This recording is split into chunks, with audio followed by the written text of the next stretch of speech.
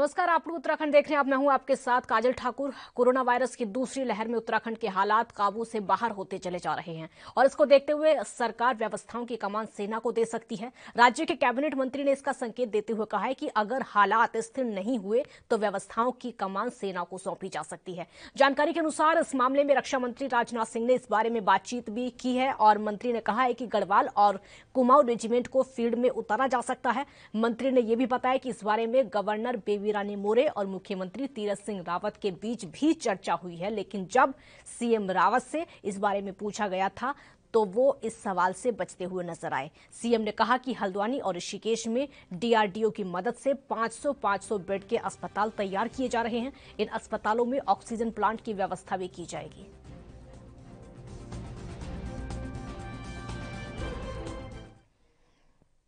उत्तराखंड में शुक्रवार को कोरोना विस्फोट हुआ है और उत्तराखंड में कोरोना वायरस संक्रमण के मामले लगातार तेजी से बढ़ते चले जा रहे हैं। आपको बता दें कि पिछले 24 घंटे में 9,642 नए मामले सामने आए हैं, जबकि 137 लोगों की मौत हो गई है। प्रदेश में अब संक्रमित मरीजों की संख्या बढ़कर 2,29,993 हो चुकी है। हालांकि इनमें से 1,54,132 पूरी तरीके से स्वस्थ हो चुके हैं। वर्तमान 67,691 मामले एक्टिव हैं, जबकि 3,430 की मौत हो चुकी है। पिछले 24 घंटों में देहरादून में सर्वाधिक 3,979 मामले सामने आ चुके हैं और वहीं हरिद्वार में 768, नैनीताल में 1,342, अल्मोड़ा में 365, बागेश्वर में 117, चमोली में 314, चंपावत में 214, पौड़ी गढ़वाल में 196, पिथौरागढ़ में 111, रुद्रप्रयाग में 94, टिहरी गढ़वाल में 325, उधम सिंह नगर में 1,286 और उत्तरकाशी में 531 नए मामले सामने आए हैं।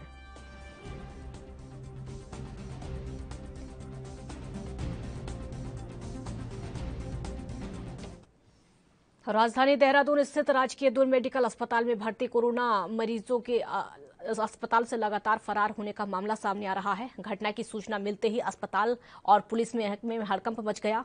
मरीज की संयुक्त रूप से तलाश की जा रही है और वहीं पिछले महीने श्रीदेव सुमन अस्पताल के कोविड केयर सेंटर में भर्ती 20 कोरोना संक्रमित मरीज फरार हो गए थे। घटना का जब पता चला तब जाकर कर्मचारी भोजन परोसने गए थे। ये जानकारी सामने आई कि वो वहां से फरार हो चुके हैं। पुलिस ने फरार मरीजों के खिलाफ मुकदमा दर्ज कर लिया था। साथ ही कोरोना संक्रमितों की तलाश में टीम जुट गई थी, लेकिन मोबाइल से भी पुलिस किसी की भी लोकेशन ट्रेस नहीं कर पाई। सुरक्षा की दृष्टि से अब कोविड केयर सेंटर में 2 पुलिसकर्मियों की तैनाती कर दी गई है। अस्पताल से कोरोना संक्रमितों के इस तरह भागने पर स्थानीय लोग स्वास्थ्य विभाग की लचर व्यवस्था पर लगातार सवाल उठा रहे हैं। तो कोरोना संक्रमण लगातार बढ़ता चला जा रहा है, लेकिन अब कोविड केयर सेंटर से मरीजों के फरार होने का मामला सामने आया है। राजकीय दून मेडिकल अस्पताल का यह पूरा मामला है, जहां पर जो कोविड के मरीज थे वो फरार होते हुए नजर आए हैं। उनको ढूंढने की बहुत कोशिश की गई, लोकेशन ट्रेस करने की बहुत ज्यादा कोशिश की गई, लेकिन मरीज नहीं मिले। बड़ा सवाल प्रशासन पर यहां पर खड़ा होता है। बड़ी लापरवाही प्रशासन की और कोविड केयर सेंटर के जो अधिकारी हैं उनकी सामने आती है, क्योंकि मरीज अगर कोविड केयर सेंटर में हैं तो वहां से गायब कैसे हो जाएंगे, वहां से फरार कैसे हो जाएंगे। सुरक्षा व्यवस्था में चूक हुई है। सुरक्षा व्यवस्था जहां पर कड़ी निगरानी होनी चाहिए वहां पर लापरवाही सामने आई है। जो स्थानीय लोग हैं लगातार सवाल भी उठा रहे हैं। तो कोरोना के बढ़ते कहर के चलते राजधानी देहरादून कोरोना का हॉटस्पॉट बन गई है। लगातार बढ़ रही मौत और संक्रमितों की संख्या के चलते दून देश के टॉप 10 संक्रमित जिलों में शामिल हो चुका है। देहरादून में श्रीनगर, चंडीगढ़, गुवाहाटी को भी पछाड़ दिया है। दून में कोरोना नियंत्रण और हर जरूरतमंद को इलाज उपलब्ध कराने के दावों की हवा निकल रही है। सच्चाई यह है कि पिछले 3 दिनों में 250 से ज्यादा लोग अपनी जान गंवा चुके हैं। इस दौरान तकरीबन 10,000 लोगों में कोरोना संक्रमण की पुष्टि हुई है। ये आंकड़े ये बताने के लिए पर्याप्त हैं कि कोरोना के सामने सरकारी मशीनरी के प्रयास नाकाफी साबित हो रहे हैं। संक्रमितों की संख्या के आधार पर जारी आंकड़े के अनुसार अभी दून देश में 9वां सबसे ज्यादा संक्रमित जिला है।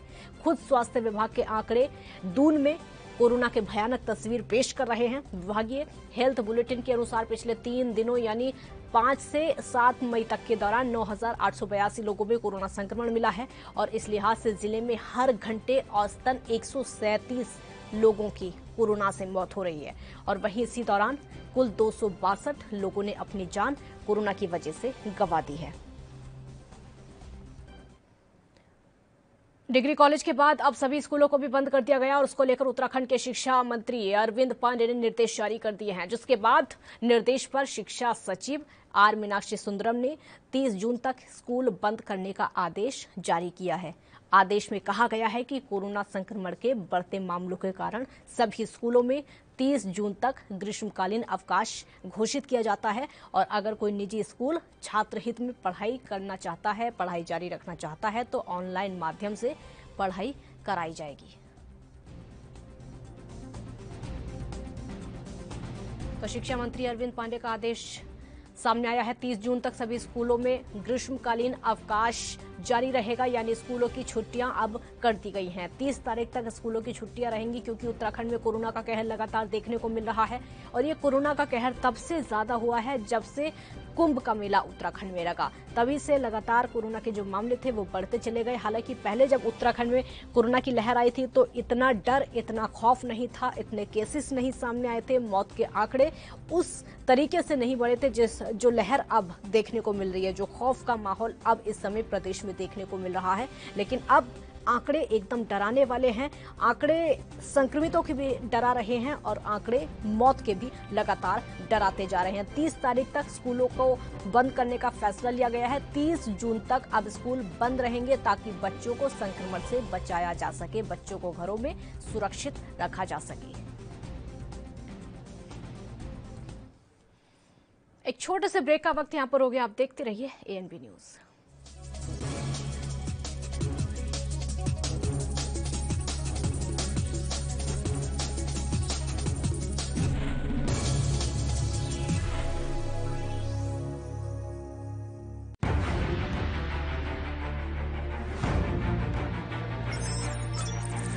खबर चाहे सियासत की हो या सरकार की, खबर चाहे भ्रष्टाचार की हो या गुनहगार की, दिन भर में क्या रहा देश जगत का हाल, किस मुद्दे ने बनाई किसकी सरकार, रखते हैं हम सब पर नजर, पहुंचाते हैं हम हर खबर। हम हैं ANB न्यूज।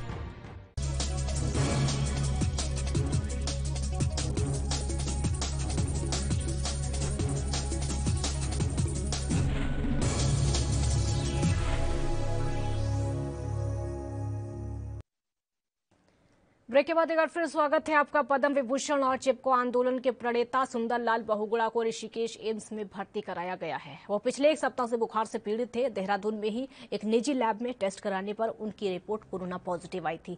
फिलहाल उन्हें सांस लेने में कोई दिक्कत नहीं है, उनका स्वास्थ्य स्थिर बना हुआ है। ये जानकारी ऋषिकेश एम्स के वरिष्ठ जनसंपर्क अधिकारी हरीश थपलियाल के हवाले से दी गई है और लगातार कोरोना का कहर बढ़ता चला जा रहा है।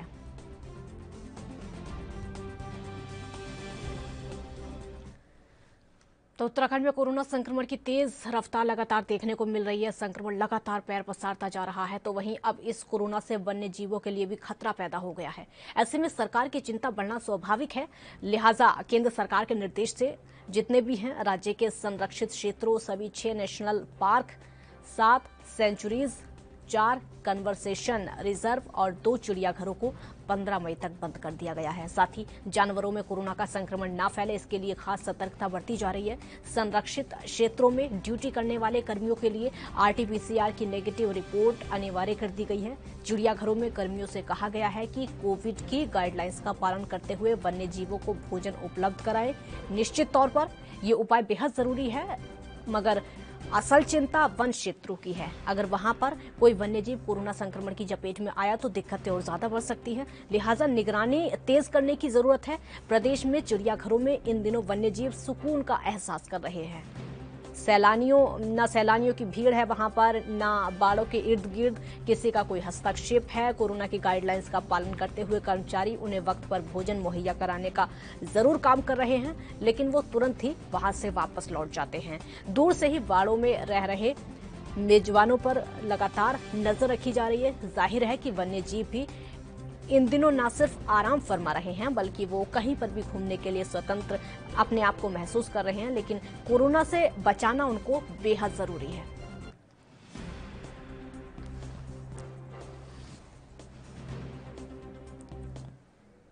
वन नेशन वन कार्ड योजना के तहत राशन कार्ड और उनकी यूनिटों को ऑनलाइन करने का काम किया जा रहा है। ऐसे में नैनीताल जिले के 2,37,000 राशन कार्ड धारकों के 9,80,000 यूनिट ऑनलाइन हो चुके हैं, जबकि तकरीबन 16,000 यूनिट अभी ऑनलाइन होना बाकी है। ऐसे में सरकार द्वारा दिया जाने वाला मुफ्त और सस्ता राशन 16,000 यूनिटों को नहीं मिल पाएगा। क्षेत्रीय खाद्य पूर्ति अधिकारी रवि सनवाल ने बताया कि वन नेशन वन कार्ड योजना के तहत जिले के सभी कार्ड धारक और उनके यूनिट का सत्यापन और ऑनलाइन का काम चल रहा है, जिसकी मार्च महीने तक अंतिम तिथि थी।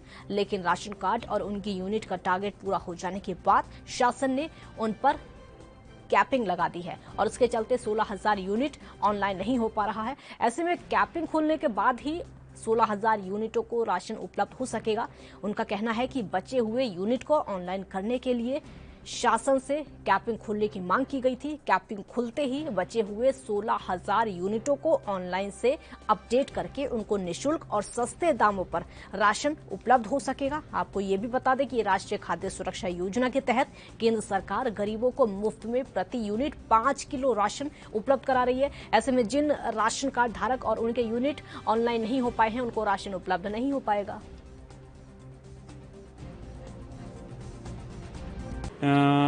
पूरे जिले के अंदर 2,37,000 राशन कार्ड अभी हमारे ऑनलाइन हैं और इसमें 9,80,000 यूनिटें ऑनलाइन की जा चुकी हैं। वर्तमान में पीएचएच और अंत्योदय में कैपिंग निर्धारित है, जिसको खोलने का अनुरोध शासन से किया गया है। उम्मीद है कि जल्दी ही जो 16,000 यूनिटें हमारी ऑनलाइन हुई हैं मगर कैपिंग ना होने के कारण पेंडिंग है, शासन से कैपिंग खुलते ही ऑनलाइन हो जाएंगी। सर कब टाइमिंग का खत्म हो चुके हैं? टाइमिंग का ऐसा कुछ नहीं है अभी। हालांकि जो पहले निर्धारित मार्च तक टाइम दिया गया था वो पूरा हो चुका है, मगर कैपिंग हमारी पूरी ना होने के कारण जो हमने प्रोसेस में राशन कार्ड पड़े हुए हैं उनको ऑनलाइन की प्रक्रिया अभी जारी है। कब तक मिलेगी? जैसी कैपिंग मिलेगी शासन से स्वीकृत होगी। एक ब्रेक का वक्त यहाँ पर हो गया है। आप देखते रहिए ANB न्यूज।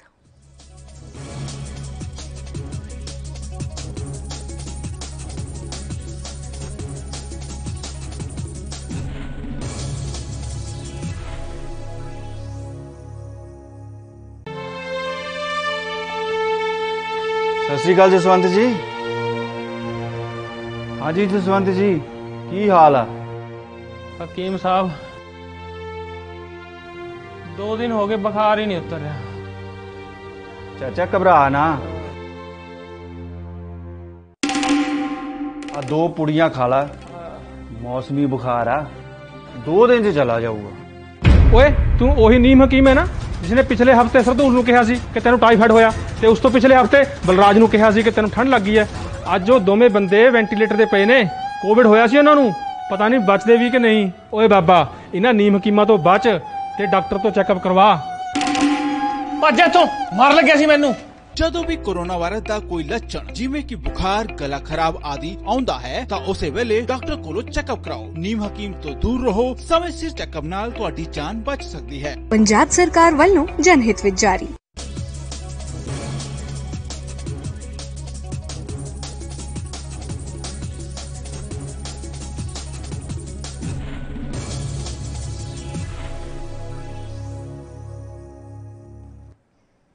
ब्रेक के बाद एक बार फिर आप उत्तराखंड में स्वागत है आपका। तो उत्तराखंड के सीएम तीरथ सिंह रावत ने निर्देश दिया है कि 18 से 45 साल आयु वर्ग के लिए राज्य में टीके आते ही कोविड-19 टीकाकरण प्रक्रिया को आगे बढ़ाने के लिए आवश्यक व्यवस्था की जानी चाहिए। उत्तराखंड के सीएमओ का कहना है कि पहला जत्था आज उत्तराखंड पहुंचेगा।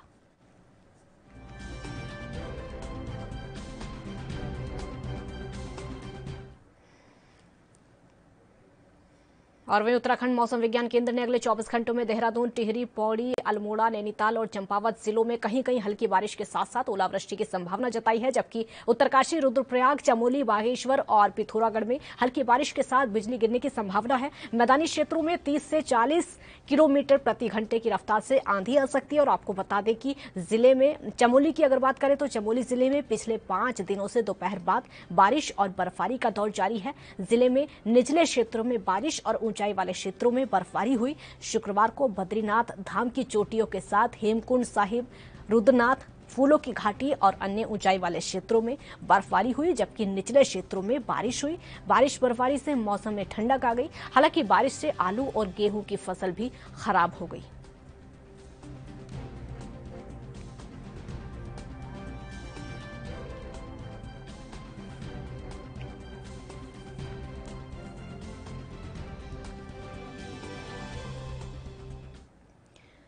अर्चना ढीगरा संवाददाता फोन लाइन पर इस समय हमारे साथ ज्यादा जानकारी के लिए जुड़ चुकी हैं। अर्चना, मौसम विभाग का कहना है कि देहरादून समेत तकरीबन 4-5 जिलों में बारिश हो सकती है, बर्फबारी हो सकती है, क्या जानकारी है? जी काजल, मैं आपको बताना चाहूंगी। अब आपको बताऊंगी कि चमोली जिले में भारी बारिश की चेतावनी दी गई है और वहीं निचले हिस्सों में भी उत्तराखंड में भारी बारिश की चेतावनी दी गई है। जी काजल, प्रशासन की तरफ से क्या तैयारी है? क्योंकि जिस तरीके से अलर्ट जारी किया गया है, प्रशासन की तरफ से तैयारी होना जाहिर सी बात है, क्योंकि फसलों को नुकसान हो सकता है, खासकर आलू की फसल।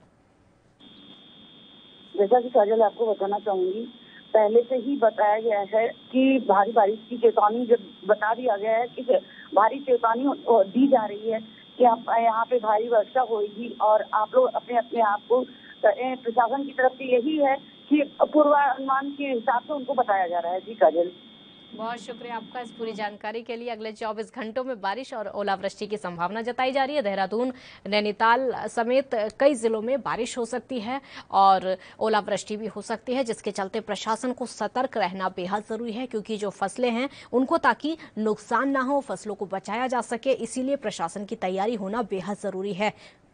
क्योंकि उत्तराखंड में इस तरह की आपदाएं लगातार देखने को मिलती रहती, चाहे वो बारिश की बात हो या फिर ओलावृष्टि की बात हो या फिर बर्फबारी की बात हो। पहाड़ी इलाकों में आपदा भी आती रहती हैं और प्राकृतिक आपदा भी कहा जाएगा, तो तैयारियां होना जाहिर सी बात है, प्रशासन को सतर्क रहना होगा। कोरोना की जंग में मानव सेवा के लिए उत्तराखंड पुलिस की ओर से किया जा रहे प्रयासों को उत्तराखंड पुलिस ने मिशन हौसला नाम दिया है।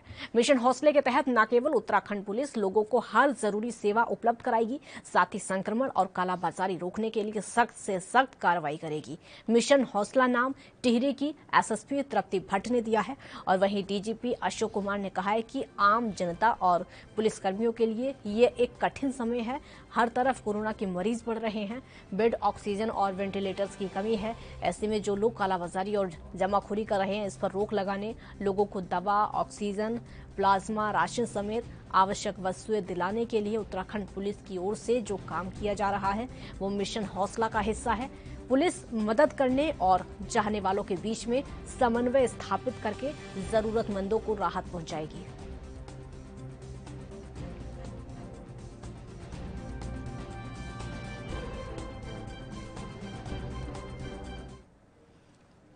और वहीं हल्द्वानी में एम्बुलेंस चालकों के पास पहनने के लिए ना तो पीपीई किट है और ना ही सुरक्षित रखने वाले उपकरण। ऐसे में एम्बुलेंस चालक अपने आप को असहाय और असुरक्षित महसूस कर रहे हैं। आए दिन सैकड़ों की तादाद में बढ़ रहे कोरोना के मामलों को देखते हुए एम्बुलेंस चालकों ने खुद को सुरक्षा प्रदान करने की गुहार लगाई है। एम्बुलेंस चालक का कहना है कि वो मरीजों को अस्पताल भी छोड़ते हैं और कौन सा मरीज किस तरह की बीमारी से ग्रसित है इसकी कोई जानकारी नहीं रहती है, लिहाजा इस कोरोना संक्रमण के चलते उनकी जान जोखिम में है। तो एम्बुलेंस चालकों को अब अपनी जान की चिंता सता रही है, क्योंकि उनको कोई सुरक्षा मुहैया नहीं करवाई गई है। उनको ना तो पीपीई किट दी गई है और ना ही कोई उपकरण दिया गया है ताकि वो अपने आप को सुरक्षित रख सके। एम्बुलेंस चालक जो कि मरीजों को अस्पताल लेकर जाते हैं, फिर अस्पताल से उनके घर पर छोड़ते हैं। मरीज बीमार भी हैं और आजकल सबसे ज्यादा देखने को मिल रहा है कि कोरोना पॉजिटिव मरीजों को एम्बुलेंस के जरिए हॉस्पिटल ले जाया जाता है।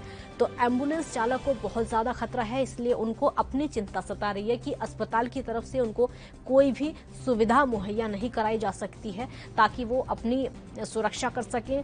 चिंता जताई गई है एम्बुलेंस चालकों की तरफ से। ना तो उनको पीपीई किट दी गई है, ना ही उनको ग्लव्स दिए जाते हैं ताकि वो अपने आप को सुरक्षित महसूस कर सके। ये हल्द्वानी का पूरा मामला है जहां पर चिंता एम्बुलेंस चालकों में। पीपीई किट हमें शुरू से नहीं मिली है। हम अपने जान जोखिम में डाल के पेशेंट को भर्ती भी कराते हैं और शाम को अपने घर भी जाते हैं। घर जाने से पहले डर ये लगता है कि हमारे घर वाले सुरक्षित होंगे कि नहीं होंगे, हम कैसे ड्यूटी करेंगे, मगर फिर भी हम ड्यूटी करते आ रहे हैं शुरू से लेकर अभी तक। हम पे अभी पीपीई किट भी नहीं है और ना ही वैक्सीन का कोई टीका हमें लगा गया। कौन कौन से मरीज आपके यहाँ? अब किसी पेशेंट के पास तो कोई प्रूफ होता नहीं कि वो कोरोना का है कि नहीं है।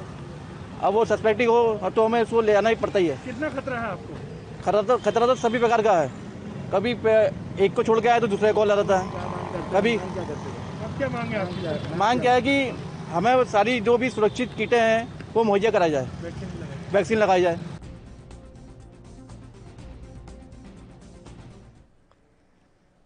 देश भर में हर रोज 4 लाख से ज्यादा कोरोना के मामले सामने आ रहे हैं। बीते 24 घंटों में कोरोना के कारण 4000 से ज्यादा लोगों ने अपनी जान गंवा दी है। उत्तराखंड में भी उससे अछूता नहीं है। बीते 24 घंटों में उत्तराखंड में अब तक सबसे अधिक कोरोना के मामले सामने आ चुके हैं। पिछले 24 घंटों की अगर बात करें तो यहाँ पर 9642 नए कोरोना के मामले सामने आए हैं, जिसने प्रशासन और शासन की नींद उड़ाकर रख दी है। उत्तराखंड में लॉकडाउन को लेकर लगातार कयास लगाए जाते रहे हैं। इसको लेकर राज्य कैबिनेट मंत्री सुबोध उनियाल ने एक बड़ा बयान दिया है। सुबोध उनियाल का कहना है कि कोविड-19 का संक्रमण उत्तराखंड के गांव तक पहुंच चुका है। कोरोना कर्फ्यू के बावजूद जिस स्तर पर संक्रमण बढ़ रहा है वो चिंता का विषय है। वायरस के प्रसार पर रोक लगाने के लिए सरकार 10 मई तक बड़ा फैसला ले सकती है।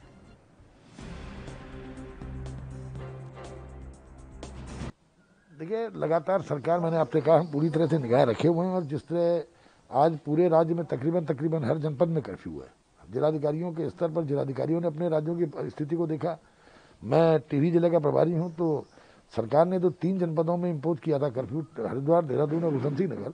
लेकिन टिहरी जिले में भी हमने सभी नगर पालिका क्षेत्रों, नगर पंचायत क्षेत्रों, ब्लॉक हेडक्वार्टर्स, तहसील हेडक्वार्टर्स और जहां पर भी व्यावसायिक गतिविधियां चलती हैं उन सभी मार्केट्स को हमने कर्फ्यू लगाने का काम किया था ताकि इसकी गंभीरता को लोग समझ सकें। तो आज मैं समझता हूँ और सख्त निर्णय लेने का समय आ गया और अब सरकार इस बारे में बहुत संवेदनशील और गंभीरता से सोच रही है। तो क्या सेना की मदद के बारे में सरकार सोच रही है? देखिए, ये सेना की मदद की बात इसलिए आई है कि सेना, हमारे डीआरडीओ यहाँ पर 1400 बेड्स के जो हॉस्पिटल खोल रहा है, तो हमने ये अनुरोध किया था कि वो जो मेडिकल स्टाफ है, जो पैरामेडिकल स्टाफ है आर्मी का, उसको भी इन हॉस्पिटल्स में मदद के लिए दे और इसमें राजनाथ सिंह जी ने इसमें सहमति भी दी है। तो सर, अभी लोगों से क्या अपील करना चाहेंगे जिस तरह से अभी भी लगातार? देखिए, लोगों से ये अपील है कि अपने जीवन की रक्षा के लिए, अपने बच्चों की जीवन की रक्षा के लिए, अपने रक्षा के लिए, अपने मोहल्ले की रक्षा के लिए, अपने कस्बे की रक्षा के लिए आज सब लोगों को कोरोना की, जो कोविड का ये समय भयंकर संक्रमण चल रहा है, इस परिस्थिति को समझते हुए ज़्यादा से ज़्यादा एहतियात बरतते हुए ज़्यादा से ज़्यादा घर में रहने का प्रयास करना चाहिए और इस चेन को तोड़ने में अपना सहयोग देना चाहिए। क्या पूर्ण लॉकडाउन के लिए भी विचार करिए सरकार? मैंने आपसे कहा कि सरकार पूरी तरह से स्थिति पर नजर रखी हुई है और निश्चित रूप से 10 तारीख से पहले हम कोई बहुत ही। मंत्री सुबोध उनियाल का बयान सामने आया। उनका साफ तौर पर कहना है कि 10 तारीख को बड़ा फैसला लिया जा सकता है क्योंकि लॉकडाउन लगभग प्रदेश भर में लगा हुआ है, चाहे वो किसी भी तरीके से हो, चाहे वो पाबंदी हो या फिर वीकेंड लॉकडाउन के जरिए हो। उत्तराखंड में जो लॉकडाउन लगा हुआ है उसको लेकर तमाम ऐसी पाबंदियां हैं जो कि लगातार लगी हुई हैं। कैबिनेट मंत्री का खुद कहना है कि 10 मई को और बड़ा फैसला लिया जा सकता है, यानी ये जो सख्ती है और ज्यादा बढ़ सकती है। जो तस्वीरें भी आप देख रहे हैं, देहरादून की तस्वीरें, यहाँ पर सारी दुकानें बंद हैं, सड़कें एकदम सुनसान पड़ी हुई हैं, पहले जैसा कुछ भी नहीं है। कोरोना काल है, लॉकडाउन है, यहाँ पर साफ तौर पर नजर आ रहा है, ताकि लोगों को बचाया जा सके, ताकि इस कोरोना की चेन को तोड़ा जा सके। 10 मई तक सरकार की तरफ से कोई अहम फैसला लिया जा सकता है। 10 तारीख को कोई ऐसा फैसला होगा ताकि इस लॉकडाउन को शायद आगे बढ़ाया जा सकता है या फिर पाबंदियों को और ज्यादा कड़ा किया जा सकता है। तो उत्तराखंड में कोरोना का संक्रमण लगातार बढ़ता चला जा रहा है। कोरोना की रोकथाम के लिए सरकार की तरफ से लगातार प्रयास किए जा रहे हैं और इसी बीच मुख्यमंत्री तीरथ सिंह रावत ने ऋषिकेश IDPL में निर्माणाधीन 500 बेड के कोविड अस्पताल का निरीक्षण किया है। निरीक्षण के दौरान सीएम रावत ने निर्देश दिए हैं कि युद्ध स्तर पर कार्य करते हुए जल्द से जल्द निर्माण कार्य पूरे किए जाएं। राज्य सरकार से जो सहयोग चाहिए उसके बारे में तत्काल बताया जाए। उत्तराखंड के मुख्यमंत्री ने ऋषिकेश एम्स पहुंचकर यहां पर निदेशक प्रोफेसर रविकांत और उनकी टीम के साथ में तैयारियों को लेकर बैठक की है। एम्स निदेशक का कहना है कि अस्पताल में कम क्षमता के ऑक्सीजन प्लांट है, जिसको बढ़ाने की जरूरत है, जिसको लेकर मुख्यमंत्री रावत ने सकारात्मक कार्रवाई का भरोसा दिया। तो सीएम ने निर्माणाधीन कोविड अस्पताल का निरीक्षण किया है। उनका साफ तौर पर कहना है कि युद्ध स्तर पर काम पूरा होना चाहिए अस्पताल का, ताकि जो लोग हैं, जो कोविड पेशेंट हैं, उनको अस्पतालों में भर्ती किया जा सके, उनको अच्छा इलाज मुहैया कराया जा सके, अच्छी सुविधाएं उनको दी जा सके। सीएम खुद पहुंचे और जो निर्माणाधीन अस्पताल है, जो कि अभी बन रहा है, बनना शुरू हुआ है, उसका निरीक्षण उन्होंने किया। साथ ही निर्देश दिए हैं कि इस अस्पताल का काम जो है जितना जल्दी हो सके उसको पूरा किया जाए, क्योंकि उत्तराखंड में कोरोना को लेकर इस तरह के हालात हो चुके हैं कि सोचना प्रशासन को भी पड़ रहा है, सरकार को भी पड़ रहा है, स्वास्थ्य विभाग को भी पड़ रहा है। हमारे देश का स्वास्थ्य सिस्टम जिस तरीके से गड़बड़ाया हुआ है, स्वास्थ्य व्यवस्थाएं जिस तरीके से चरमराई हुई हैं, उसको सुधारना बहुत ज्यादा जरूरी है। अगर सुधार नहीं सकते तो कुछ हद तक उनको बेहतर किया जा सकता है। यह प्रयास लगातार राज्य सरकारों की तरफ से देखने को मिल रहा है और अस्पतालों का निरीक्षण किया जा रहा है। नए नए अस्पताल भी बनवाए जा रहे हैं ताकि जिस रफ्तार से कोरोना संक्रमितों की संख्या बढ़ती जा रही है, जल्दी से उसको रोका जा सके, उस चेन को तोड़ा जा सके। और आप उत्तराखंड में फिलहाल इतना ही। आप देखते रहिए ANB न्यूज। नमस्कार।